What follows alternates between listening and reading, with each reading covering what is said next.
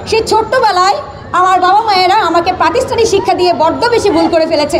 হ্যাঁ, বড্ড বেশি ভুল করে ফেলেছে।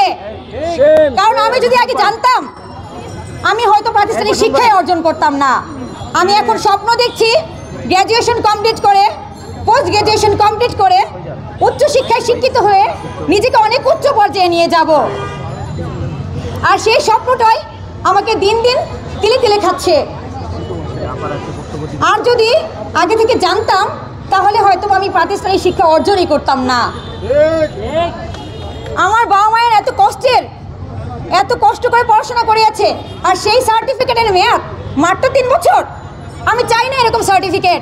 মাত্র 3 বছরের জন্য একটা সার্টিফিকেট, ভাবতেই কষ্ট হয়। 3 বছর, 30 বছর পার হয়ে গেলে আমরা ইনভ্যালিড। আর তখন সেই আমাদের সার্টিফিকেটটা আলমারিতে সাজিয়ে রাখা হবে। আমি কি করবো এরকম সার্টিফিকেট দিয়ে? আমার দরকার নেই এরকম সার্টিফিকেট, প্রহসনমূলক সার্টিফিকেট।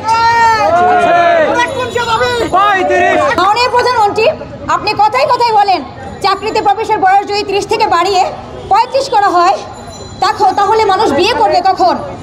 কিন্তু এখন যে চাকরির বয়স 30 আছে, মানুষ কি সবাই 30 বছরে বিয়ে করে?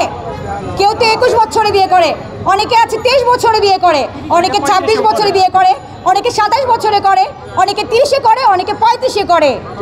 কাজেই আবার অনেকে আছে বিয়ে করেও না। কাজে কথায় কথায় এসব বলা বন্ধ করুন যে চাকরিতে প্রবেশের বয়স 35 করলে মানুষ আর বিয়েই করবে না। বিয়ে হচ্ছে সৃষ্টিকর্তার প্রদত্ত। কার কখন বিয়ে হবে সেটা সৃষ্টিকর্তা উপর থেকে লিখে ফেলেছেন। কাজেই সৃষ্টিকর্তার প্রদত্ত সেই তকদিরকে চাকরির প্রবেশের বয়সের সাথে তুলনা করবেন না। এটা খুবই হাস্যকর বিষয়। আপনারা নাকি স্মার্ট বাংলাদেশ গড়বেন, কিন্তু কথা হচ্ছে এই স্মার্ট বাংলাদেশের ছাত্র সমাজের মূল্য মাত্র 30 বছর।